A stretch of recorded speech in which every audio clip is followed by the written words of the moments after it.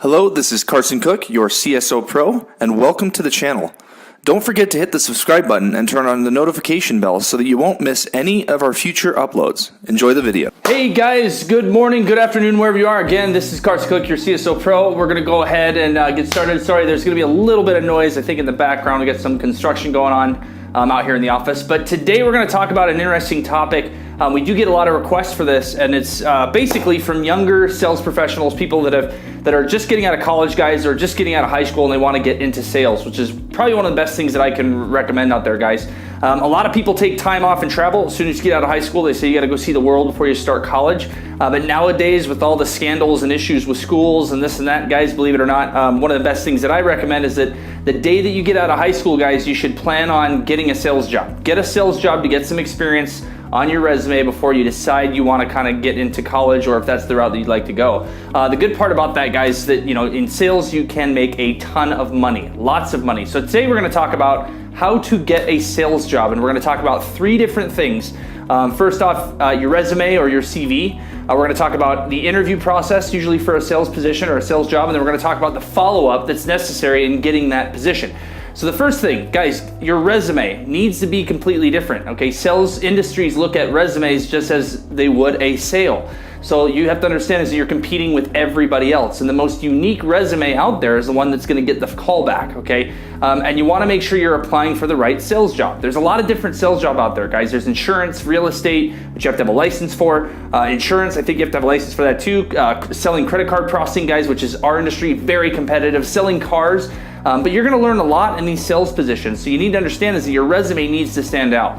Some of the things that I like to recommend, guys, is that it's not necessarily proper resume etiquette, but I love in resumes when they tell me about themselves, the person, not necessarily just their accomplishments. I love it when they have a photograph of themselves on their resume. I get to see who I'm looking at. It puts a picture. I'm a very visual person. So having a photo on a resume is awesome, guys.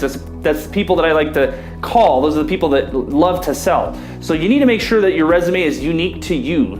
Tell them about your unique accomplishments, and then always numbers are important. If you're getting out of high school, then you need to highlight why you're a personable person. What are some of the activities that you've done that will make you a communication professional? Why should I hire you? Why should I trust to train you on very specific steps to put our product in your hands to make sure that it gets sold? Okay, the second thing, guys, is the interview. When you take an interview, okay, in sales, you need to make sure that, you dress for success, okay? You make sure you have a nice shirt on, nice tie, vest, nice shoes. You need to make sure that you come in a dress, come very, very, very well prepared for that interview for the person that you're gonna meet. Now, during that, you need to be asking them about commission, okay? You need to be showing them, you need to show them that you're very flexible and that you're very teachable. Okay, which means that you're going to be learning a lot of stuff. And in most sales industries, okay, they would rely on sales professionals to kill the learning curve. Now, what does that mean? They want you to learn quickly. They want you to go through their training fast. They need you to pick up on things quickly because they're probably investing a lot of time and money and effort into your training, and they expect sales out of that. They want you to sell fast. So you need to be flexible. You need to be teachable. You need to ask as many questions as you can. Show them that you're that kind of person. And then you need to actually tell them too, when I work this hard, if I hit this goal, what will my commission be? How much money can I stand to make? Where do I have a career in this? Can I talk to your number one sales professional?